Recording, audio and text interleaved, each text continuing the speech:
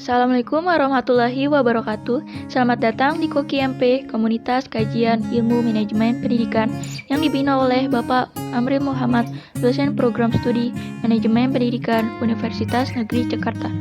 Perkenalkan, saya Nabila Fadia Chandra, mahasiswa Manajemen Pendidikan Universitas Negeri Jakarta, angkatan 2020. Pada video kali ini, saya akan menyampaikan materi mengenai era disrupsi dan bagaimana cara menghadapinya. Selamat menyaksikan, semoga bermanfaat.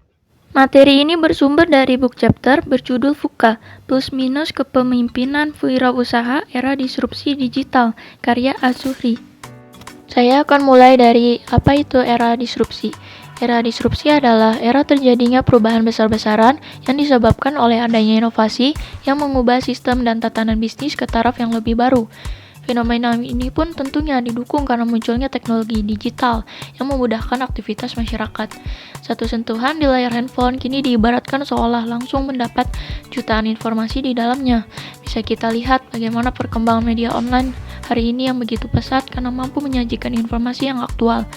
Disrupsi sendiri dapat menjadi peluang sekaligus hambatan yang berpotensi menjadi kebangkrutan usaha.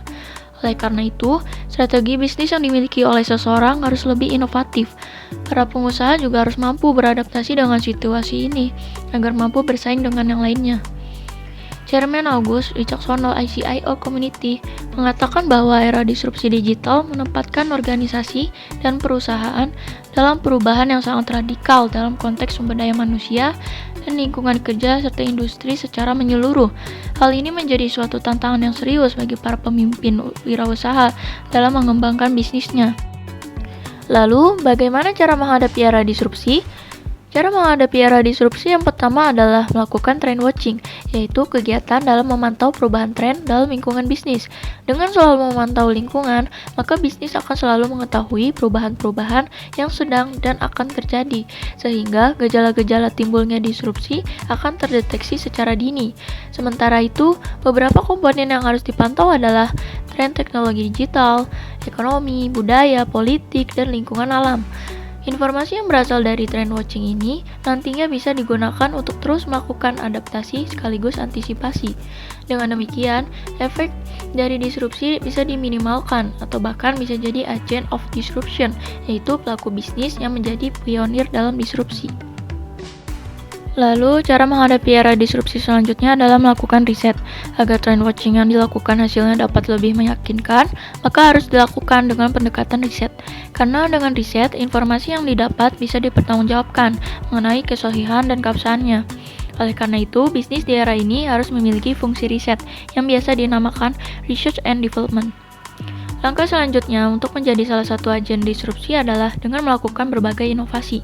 Bisa dibilang ini merupakan langkah yang tepat untuk mencegah bisnis mengalami kemunduran dan tetap relevan dengan kebutuhan pasar. Dengan memiliki cara berpikir yang berbeda, sehingga mampu membuat terobosan-terobosan baru atau penyesuaian pada bisnis agar lebih sesuai dengan era disrupsi. Selanjutnya, cara cerdas menghadapi era disrupsi berikutnya adalah dengan melakukan kolaborasi. Hal ini sangat penting agar bisnis yang dijalankan mampu bersaing dengan yang lain. Mengingat di era saat ini persaingan semakin berat. Dengan kolaborasi, bisnis akan dapat berkembang secara efektif. Selanjutnya, seseorang harus mengubah pola pikir dan kesadarannya agar bisnis yang dijalankan semakin sukses dan tidak berhenti di tengah jalan. Cara yang paling tepat adalah dengan menyesuaikan diri dengan tuntutan zaman. Hal inilah yang akan membuat bisnis tetap hidup. Lalu, ketahuilah berbagai dampak dan risiko bisnis sebagai cara cerdas menghadapi era disrupsi. Dengan mengetahui berbagai risiko, setidaknya seseorang dapat meminimalisir potensi buruk yang kemungkinan terjadi. Berikut referensi yang saya ambil. Sekian materi dari saya, terima kasih telah menyaksikan.